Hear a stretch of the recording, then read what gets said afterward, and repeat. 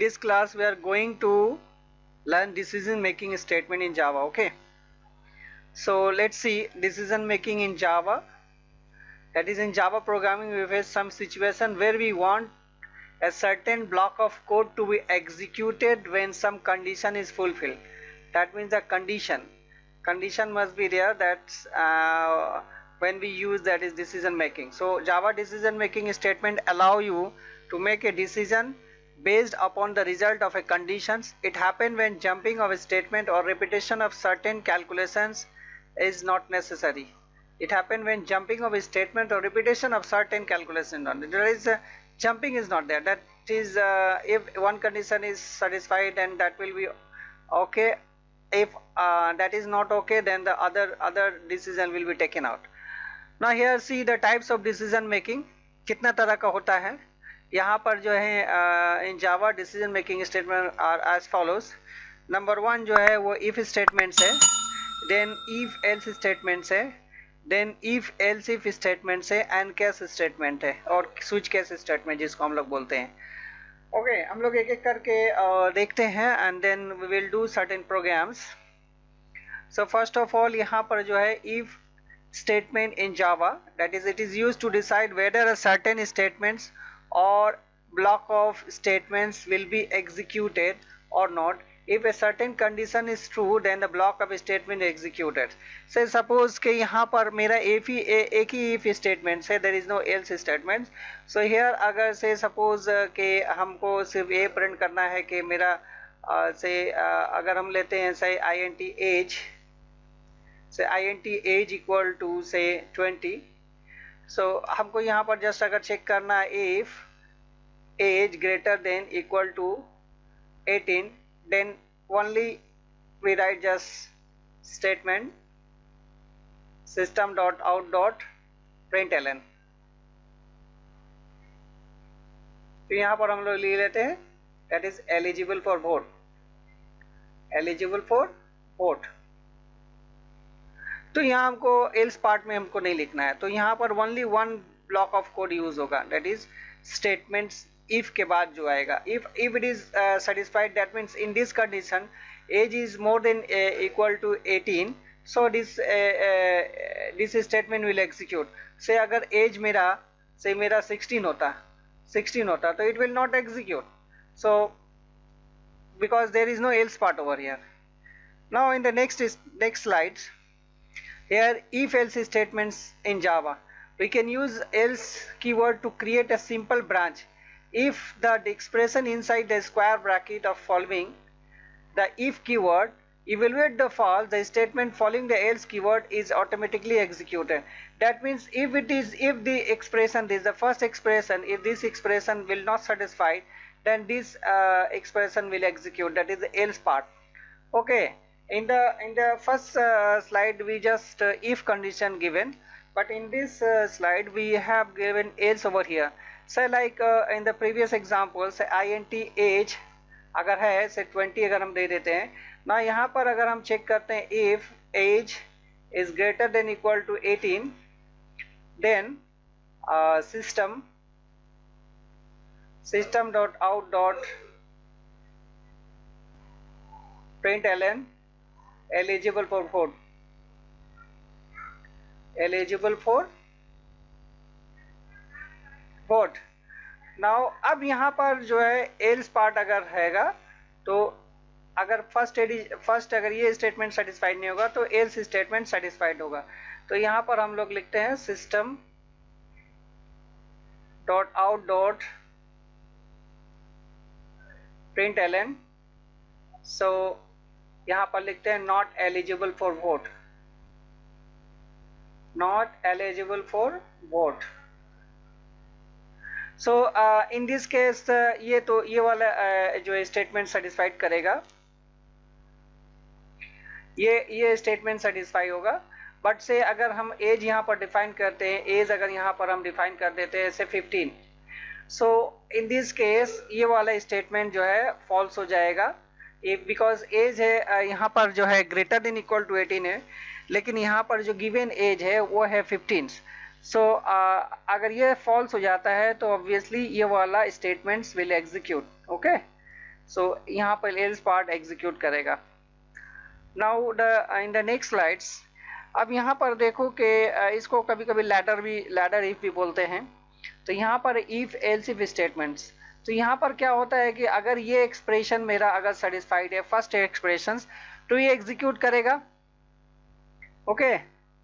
लेकिन से अगर ये अगर फॉल्स है, यानी अगर ये फॉल्स है, अगर ये फॉल्स हो जा रहा है तो ये वाला एल्स इफ का पार्ट जो है वो एग्जीक्यूट करेगा। एंड अगर ये भी फॉल्स हो जा रहा है तो मेरा एल्स पार्ट एग्जीक्यूट करेगा। सो यहाँ पर बहुत सारा एल्स इफ हो सकता है, एक ही एल्स होगा, ओके। सो जैसे कि यहाँ पर अगर हम एक स्टेटमेंट अगर इस ढंग से एग्जीक्यूट कराते हैं, से मेरा एक ऐसा सिचुएशन है, लाइक यहाँ पर हम लिखते हैं एक सिचुएशन ऐसा है कि मेरा से कॉस्ट प्राइस दिया हुआ है and cost price is given and हमको डिस्काउंट कैलकुलेट करना है ऑन सर्टेन क्राइटेरिया, ठीक है, ऑन सर्टेन क्राइटेरिया। तो क्राइटेरिया क्या है ना, अगर मेरा कॉस्ट प्राइस जो है, अगर कॉस्ट प्राइस विदिन 10,000 के अंदर में होगा तो मेरा जो डिस्काउंट जो है, वो 10% होगा। एंड अगर मेरा से greater than 10,000 and less than equal to से 20,000 अगर होगा तो डिस्काउंट जो होगा, डिस्काउंट होगा 15%। और अगर 20,000 से ऊपर होगा, डेट इज मोर देन 20,000 होगा, तो डिस्काउंट जो है मेरा वो हो जाएगा से 20%। So how can I solve it? So let's C, cost price is given here, say CP is given here, say I am giving here say 15,000, okay, it's 15,000 is given and I need to calculate the discounts. So how will you calculate? तो यहाँ पर हम क्या करेंगे, if यहाँ पर करेंगे that is CP less than equal to 10,000, less than equal to 10,000। now अगर होगा तो डिस्काउंट क्या होगा, यहाँ पर डिस्काउंट होगा और डेट इज 10% होगा, तो CP इंटू 0.1%। सो ये 10% हो गया। नाउ अगर ये सेटिस्फाइड नहीं होता है तो वो यहाँ पर चला जाएगा एल्स इफ स्टेटमेंट में, एल्स इफ स्टेटमेंट में। तो CP यहाँ पर ग्रेटर देन से 10,000 and CP less than equal to यहाँ पर क्या है 20,000।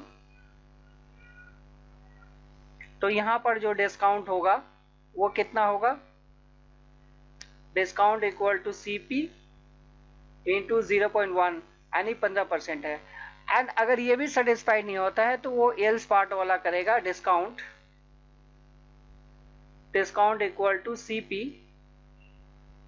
इंटू 0.2%। सो इस ढंग से वो एग्जीक्यूट करेगा। तो यहाँ पर अगर मेरा अगर पहला स्टेटमेंट्स अगर सेटिस्फाइड होता है तो इन दिस केस अगर मेरा 15,000 दिया हुआ है तो ये स्टेटमेंट सेटिस्फाइड नहीं करेगा, नाउ एल्स पार्ट में आएगा। तो ये 10,000 से ज़्यादा एंड 20,000 से कम है तो ये स्टेटमेंट यहाँ पर सेटिस्फाई होगा। तो इसका जो मेरा कैलकुलेशंस होगा डेट इज 15,000 इंटू 15%, ओके। सो इसका जो कैलकुलेशन आएगा वो यहाँ पर डिस्काउंट में आएगा।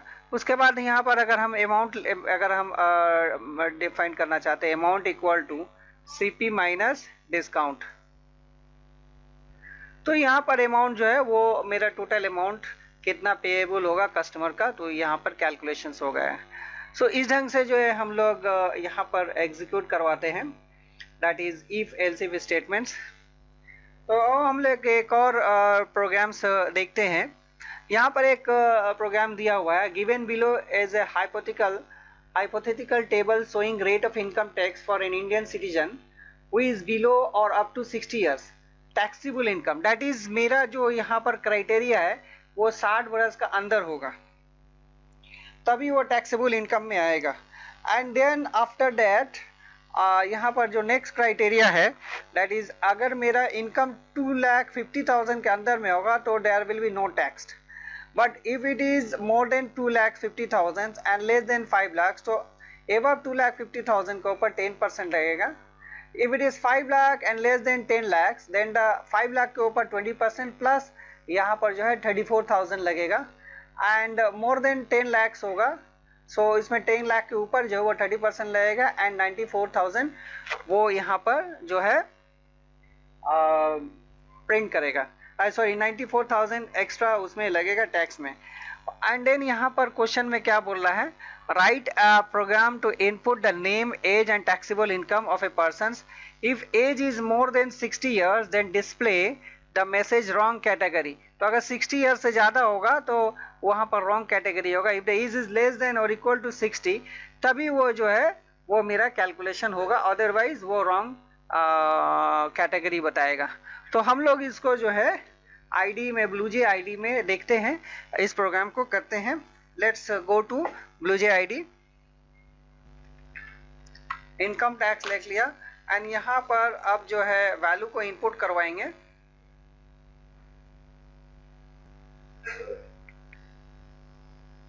तो यहाँ इंपोर्ट लिखेंगे, import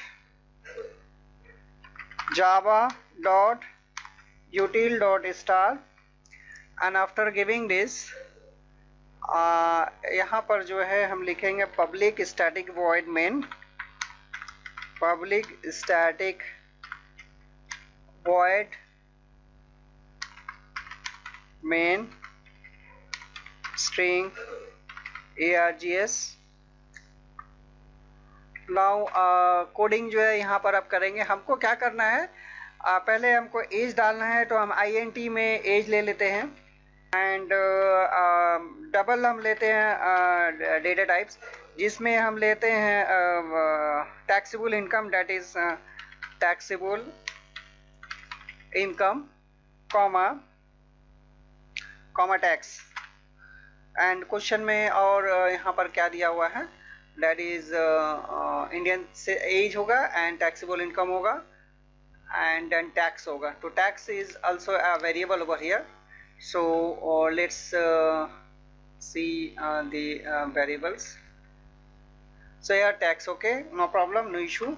Now take the scanner class object sc equal to new, then scanner system dot in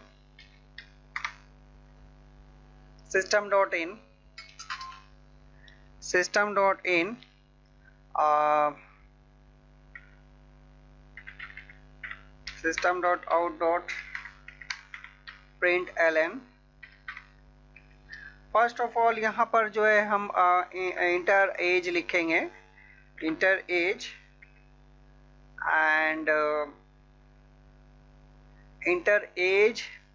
and taxable यहीं लिख देते हैं, taxable income semicolon. Now age लेते हैं, age equal to SC dot next int करेंगे because age is integer variable. So here you have to give a next int. Then there is another variable that is called taxable income, tax income. So I am taking over tax income. So SC dot this must be in double, tax double. So I am taking this one more variables I think is there, that is the name of the persons. Okay, so take one more variables over here, one more variable that is a string. So string, say name is there, and so here enter name of the person and you have to take this name equal to SC dot next line. Okay, you must give next line. Now the input and the definitions of all the variables is done. Now we are going to calculate the calculations here. This is the first of all, we need to check that person is 60 years below. If it is 60 years below, then the calculation will be done, otherwise it will print the wrong category. Okay, so let's I'll give here if. Now if that is tax if age is more than 60, if it is more than 60, this is here here it is up to 60. Okay, up to 60 will be okay, but if it is more than 60, this is a more than 60 here, you see here the more than 60. So more than 60, if it is more than 60, then it is not applicable.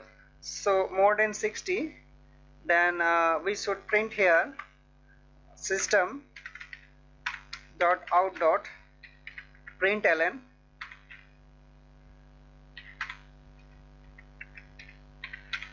wrong category,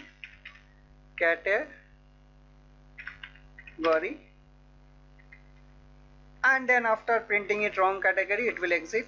Otherwise, if it is less than 60, then it will come into the else part, and we will execute the different calculations over here. So here that is if it is less than 2,50,000, so there will less than 2,50,000, so there will be no tax. So let's come over here, that is if I'll checking over here, if tax income less than equal to 2,50,000, so there will be no tax, that is tax equal to 0.0. Okay, now I'm then come to the else if. In this look, this is a nested if else here. So else if, now the tax income, if it is more than 2,50,000, and tax income less than equal to 5 lakh. So it's a 50,000, now it's 5 lakhs. So if it is 5 lakh, then now अब यहाँ पर देखो कि बहुत important है, look here very keenly, that is if it is more than 2,50,000, okay, more than 2,50,000, then after more than 2,50,000, the 10% will be applicable, otherwise it is not applicable. So let's calculate here, that is tax equal to tax income minus 2,50,000. So it will be minus 2,50,000. On that, that is applicable is 10%. So you can write 0.1%, or you can write say 10.0 divided by 100. Okay, same things. So I'm writing over here not this, I'm writing over here 0.01. Okay. Now here then again else if it is not applicable, then again else if applied over here, else if that if the tax income, if tax income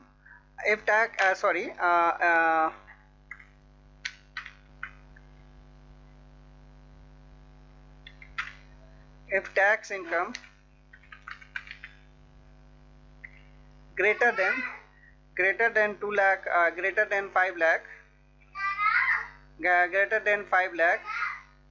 and tax income less than equal to 10 lakhs. Okay, this is the 10,000, then 10 lakhs. Okay, now it's a 10 lakh. So here यहाँ पर क्या होगा, tax में जब हम calculation करेंगे तो पहले तो हम बात कर देंगे 5 लाख यहाँ से, बिकॉज 5 लाख तक का जो है वो 5 लाख के अंदर तक जो है उसको 10% लग रहा है, बट 5 लाख के ऊपर जो है यहाँ कंडीशन में हम लोग देखते हैं कि 5 लाख के ऊपर जो है यहाँ पर जो है ये सी अगर 5 लाख 10 सर तो 20%, एंड 34,000 जो है वो एक्स्ट्रा लगेगा। ओके, नाउ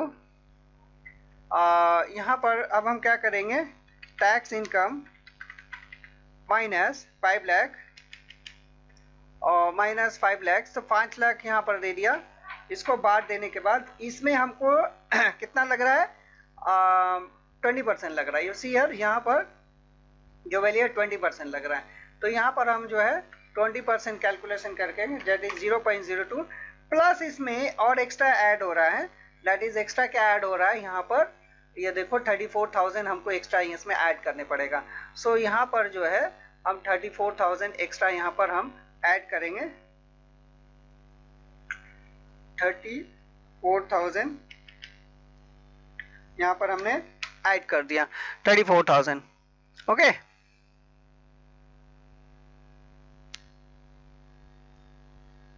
सेमीकोलन, देन यहाँ पर इसको क्लोज कर दिया ना। अब मेरा कंडीशन में यहाँ कंडीशन क्या बोल रहा है कि अगर मेरा 10 लाख तो इतना है, 10 लाख के ऊपर अगर होता है, 10 लाख के ऊपर होता है तो उसका 30% लगेगा एंड 94,000 जो एक्स्ट्रा लगेगा।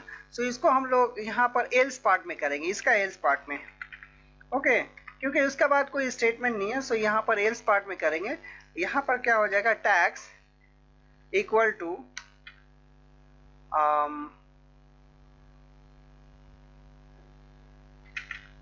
टैक्स इनकम, इसको ब्रैकेट में रखते हैं, so it will be better. I think bracket यहाँ पर एक छूट गया है। सो नाउ यहाँ पर भी एक ब्रैकेट नहीं है।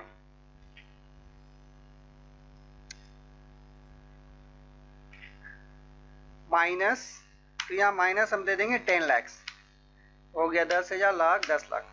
नाउ 10 लाख इंटू कितना था, 30%, आई थिंक 30% था, यस 30%। तो यहाँ पर यू सी हियर ये 30% है एंड देन एक्स्ट्रा 94,000 लगेगा। सो यहाँ पर जो है हम 0.3 देते हैं एंड देन प्लस देते हैं 94,000। सो 94,000 हो गया। हमने यहाँ दे दिया आई थिंक 94,000। तो यहाँ पर ऐड कर दिया। Now it is done. अब ये जो है ये इसका जो है यहाँ पर जो इफ हमने चलाया था एल्स इफ, ये एल्स का यहाँ पर ये एंड हो गया ना। अब हमको प्रिंटिंग पार्ट करना है। तो प्रिंटिंग पार्ट में हमको क्या करना है, ये सीयर यहाँ पर जो है हमको नेम प्रिंट करेगा, that is the name and age print करेगा and taxable income and tax print करेगा। सो हम लोग प्रिंट करते हैं उसी ढंग से। तो यहाँ पर जो है system.out.println लेते हैं। तो यहाँ पर हम सबसे पहले नेम टाइप कर देते हैं। सो नेम जो है यहाँ पर हमने टाइप कर दिया नेम, देन यहाँ पर फिर से हम देते हैं, देन यहाँ पर जो है एज दे देते हैं, एज ऑफ द पर्सन्स। तो एज जो है यहाँ पर आ गया एंड एज दे दिया मैंने। देन यहाँ पर जो है टैक्सेबल इनकम हम देते हैं,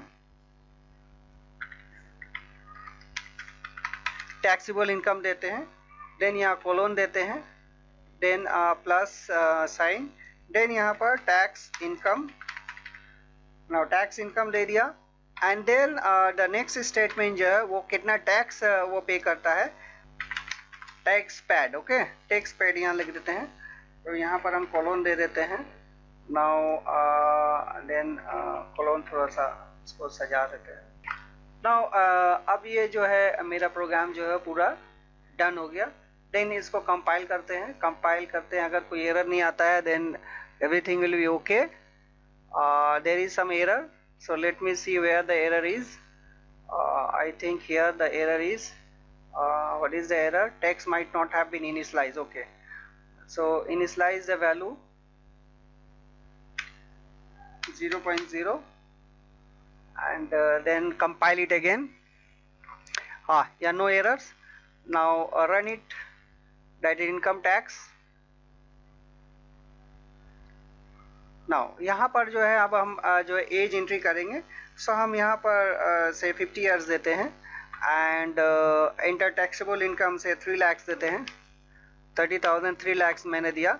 सो 3 लाख जैसे दिया वो यहाँ पर जो है नेम नहीं लिया एक्चुअली, इसमें एक प्रॉब्लम है। सो हम लोग इसको फिर से रन करते हैं इसको चेंज करने के बाद। ओके लेट्स नेम को जो हम लोग पहले लेते हैं। सो यही एक प्रॉब्लम है स्कैनर में, बफरिंग वो लेता नहीं है। Okay now again compile it, इसको कंपाइल करते हैं। आफ्टर कंपाइलेशन लेट्स रन करके देखते हैं क्या होता है। सो मेरा वैल्यू जो है यहाँ पर इंटर पर्सन एज मांग रहा है। पहले हम यहाँ पर नेम दे देंगे, तो नेम से हम दे दिया से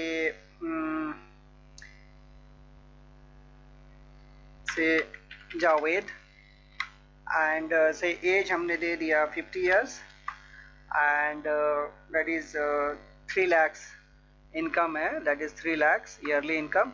सो ना अब देखो कि यहाँ पर जो है वो जावेद प्रिंट किया, एज 50 है, एंड टैक्सेबल इनकम जो है वो 3 लाख है, एंड जो टैक्स है वो जो है 5,000 है। Okay so let's see again the programs. So यहाँ पर 5 लाख तक जो वो 10% लगेगा। ओके तो 3 लाख का जो है वो बाद होने के बाद मतलब 3 लाख के ऊपर जो मैंने 50,000 के ऊपर 10% कितना होता है, 5,000 होता है। तो यहाँ पर जो है 50,000 के ऊपर जो है वो मेरा 3 लाख के ऊपर नहीं लग रहा है। यहाँ पर टैक्स कितना ऊपर लग रहा है, 2,50,000 बाद करके, यानी मेरा बच रहा है कितना 50,000। 50,000 के ऊपर जो है वो 10% लगेगा। आई थिंक अब जो है ये क्लियर हो गया होगा। तो अब यहाँ पर ये स्विच केस सॉरी यहाँ पर जो है हमने इफ कंडीशन में हम लोगों ने समझा। एक और इस तरह का स्टेटमेंट है दैट इज कॉल्ड दी, जिसमें डिसीजन मेकिंग होता है, वो स्विच होता है। तो स्विच में क्या होता है कि अगर मान लो कि हम लोग यहाँ पर अगर इस ढंग से कोई स्टेटमेंट अगर है, से इफ डे इक्वल टू 1, तो यहाँ पर अगर हम प्रिंट करते हैं ऐसे system dot out dot print ln,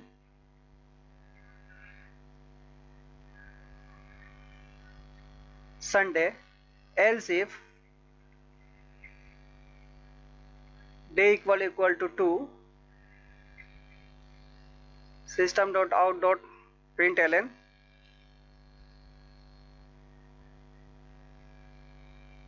Monday. इस ढंग से ये 7 तक चलेगा। देन यहाँ पर हम लोग एल्स में आते हैं, उसके बाद जो है रॉन्ग चॉइस देते हैं, system dot out dot print ln. तो यहाँ पर अगर हम दे देते हैं रॉन्ग चॉइस,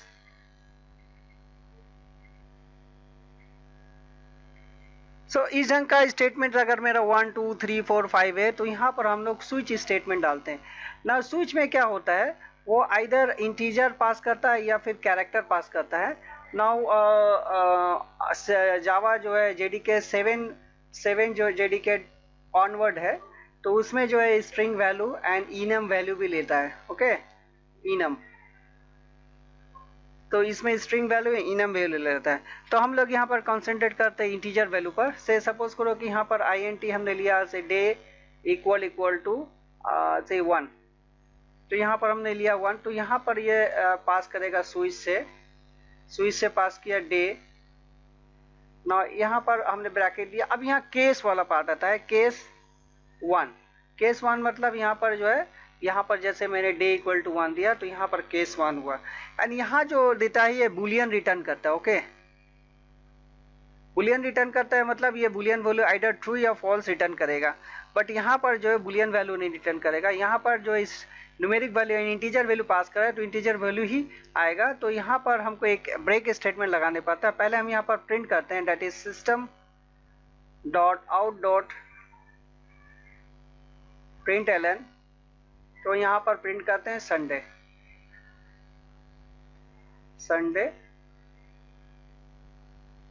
यहाँ पर हम जो है ब्रेक स्टेटमेंट देंगे हम। देन यहाँ पर आते हैं हम लोग केस 2, यहाँ पर आते हैं system dot out dot print ln that is Monday, then यहाँ पर ब्रेक देते हैं।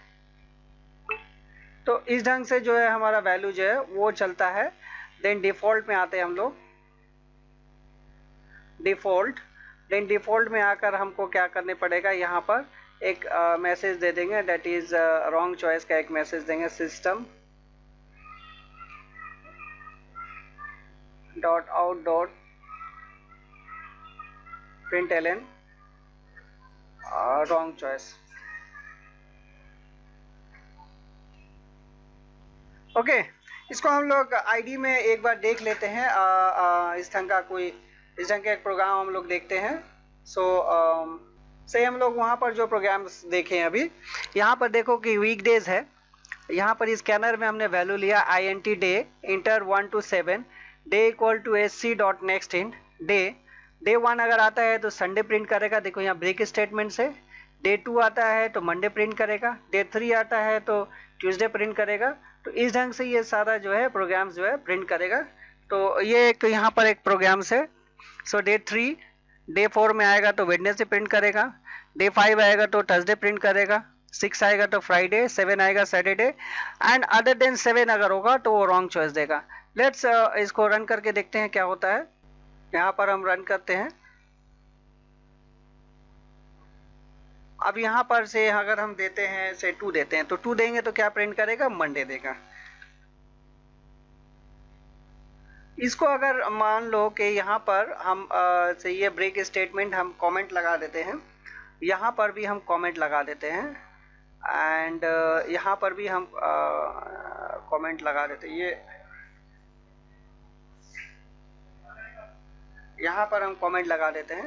देन इसको कंपाइल करते हैं अगेन, एंड हम 1 प्रेस करते हैं। ओके, तो अगर हम 1 प्रेस करते हैं सो इसका रिजल्ट क्या आएगा, 1 हम जैसे प्रेस करेंगे तो यहाँ देखो संडे, मंडे, ट्यूसडे, वेडनेसडे सब प्रिंट कर दिया।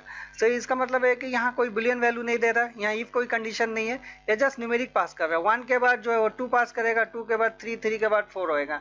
तो इसीलिए यहाँ पर ब्रेक स्टेटमेंट दिया जाता है, इसीलिए यहाँ पर ब्रेक स्टेटमेंट दिया जाता है। तो अगर हम ब्रेक हटा देंगे तो R1 अगर हम देते हैं तो ये जो है तो ये इसको जो है हम ये जो डिस्क्रिप्शन का सेक्शन है, ये प्रोग्राम्स हम वहाँ पर दे देंगे। नाउ आई थिंक होप करते हैं कि ये जो डिसीजन मेकिंग का जो क्लास है क्लियर हुआ होगा। सो अगर किसी को